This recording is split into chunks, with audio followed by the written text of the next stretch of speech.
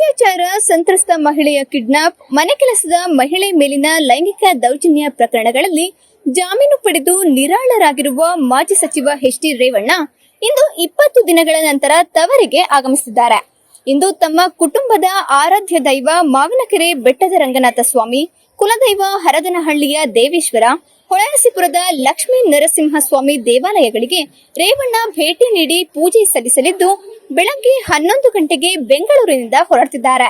ಜೈಲಿನಿಂದ ಹೊರಬಂದ ದಿನವೇ ತವರೂರಿಗೆ ಹೊರಟಿದ್ದ ರೇವಣ್ಣ ಅವರನ್ನ ಹೊಳೆನರಸೀಪುರಕ್ಕೆ ಹೋಗುವುದು ಬೇಡ ಎಂದು ಮಾಜಿ ಪ್ರಧಾನಿ ಎಚ್ ಡಿ ದೇವೇಗೌಡರು ತಡೆದಿದ್ರು.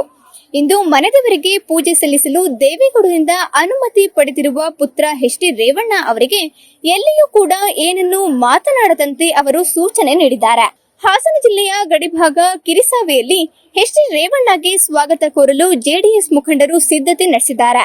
ಆದರೆ ಯಾರೂ ಕೂಡ ಹಾರ ತುರಾಯಿ ಹಾಕುವುದಾಗಲಿ ಪಟಾಕಿ ಸಿಡಿಸುವುದು ಬೇಡ ಎಂದು ಪಕ್ಷದ ಶಾಸಕರು, ಮುಖಂಡರು ಹಾಗೂ ಕಾರ್ಯಕರ್ತರಲ್ಲಿ ಎಚ್ ಡಿ ರೇವಣ್ಣ ಮನವಿ ಮಾಡಿದ್ದಾರೆ.